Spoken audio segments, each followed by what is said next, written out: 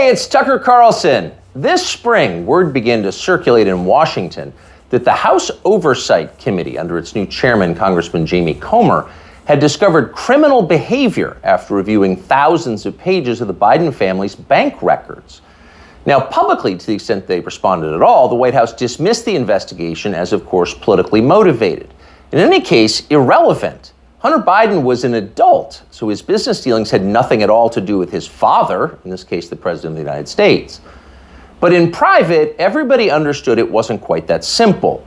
There has long been overwhelming evidence that Joe and Hunter Biden's financial lives are not separate at all, but deeply intertwined. On Hunter Biden's laptop, there's a suggestion that the two of them even at one point shared a bank account. And of course, Hunter Biden wrote himself that he kicked back cash from his foreign business deals to his father. He wrote that bitterly.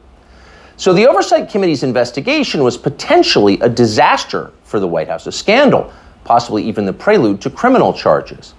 So in order to get ahead of all of that, Joe Biden's handlers did the one thing they could do. They set up an MSNBC interview to preemptively whitewash whatever Jamie Comer might find. Here's the result of that. This aired on May 5th. Sir, there is something personal that's affecting you. Your son, while there's no ties to you, could be charged by your Department of Justice. How will that impact your presidency? First of all, my son's done nothing wrong. I trust him. I have faith in him. And it impacts my presidency by making me feel proud of him. Okay, time for the master class for free. You can audit it. Here it goes. Sir, showing appropriate respect, says the shill, there is something personal that's affecting you. Note the wording. Personal, not of public concern, nothing law enforcement might be interested in, but personal, a sad family tragedy. That's the framing. And then this, a sentence choreographed to the letter. Your son, while there's no ties to you, could be charged by your Department of Justice. Got that? Well, there's no tie to you. So the answer is, in fact, in the question. Whatever Hunter Biden goes down for, and we know he is going to be charged because MSNBC said so, but when that happens, that's Hunter's problem. It's got nothing to do with Joe Biden. Rest easy, America. 5 days later, the Oversight Committee released its findings, and they were, in fact, devastating. Quote, bank records show the Biden family, their business associates, and their companies, their many companies, received over $10 million from foreign nationals and their related companies, the committee wrote. Investigators had, quote, identified payments to Biden family members from foreign companies while Joe Biden served as vice president and after he left public office. So actually there was something there. It was a scandal. Racketeering, money laundering, wire fraud, those are some of the crimes the Bidens seem to have committed, in addition, of course, to selling out the United States for cash. So what would happen to them? Well, Donald Trump had an idea, quote, they'll hit Hunter with something small to make their strike on me look fair. Trump wrote that about 2 weeks ago, and it turned out those were prescient words. This morning, Hunter Biden pleaded guilty to pretty much nothing. Biden pled to 2 misdemeanor tax evasion charges, then entered a diversion on a federal gun charge. That's it. As far as Merrick Garland's Justice Department is concerned, Hunter Biden is done. There was no pre-dawn raid carried live simultaneously on CNN. There was no perp walk, no handcuffs, no press conference. Above all, there was no felony. Hunter Biden, who broke federal gun laws, can still carry a gun. It's like it all never happened.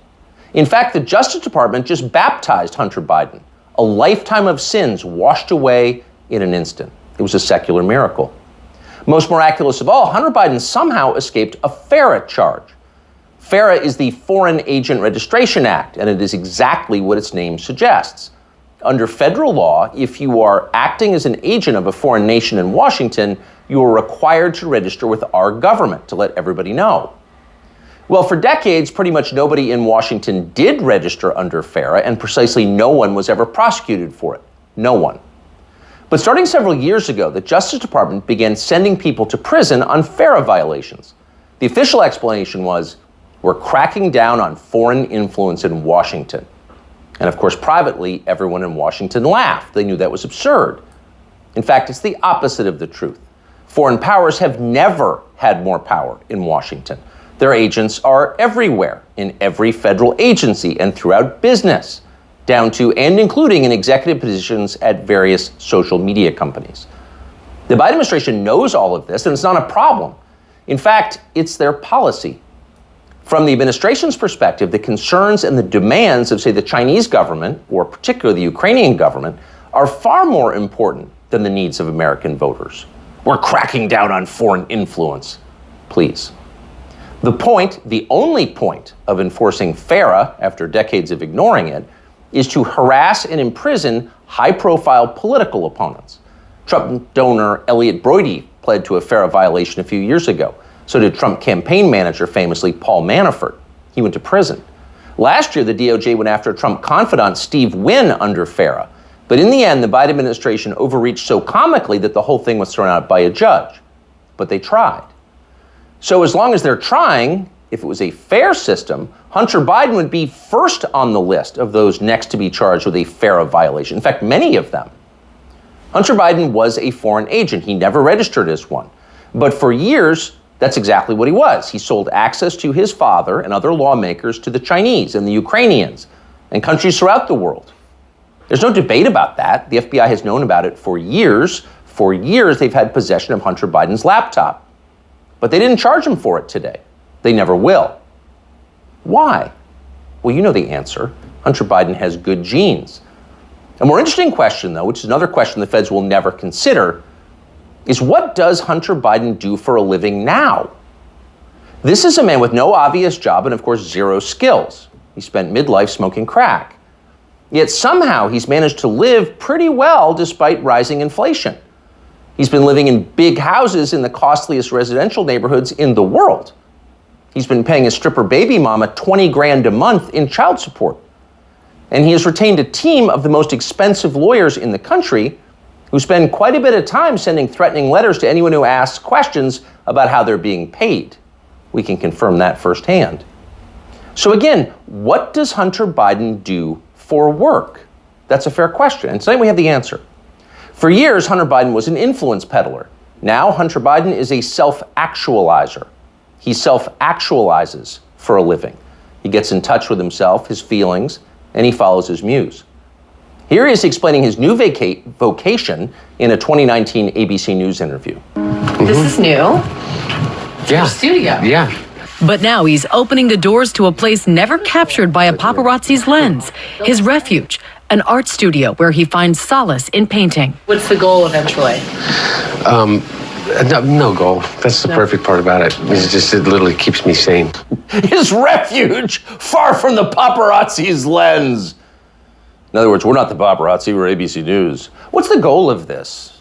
Your refuge. There's no goal, he says, grinning with those fake teeth.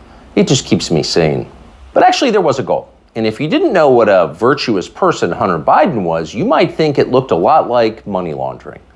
2 years after that interview, Hunter Biden was selling prints of his art. And to be clear, just the prints, not the, quote, art itself, but effectively photocopies of it for $75,000 a pop.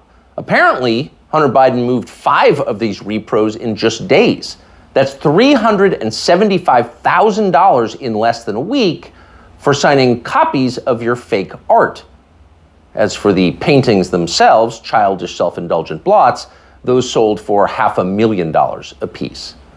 So the question is, who bought them and why?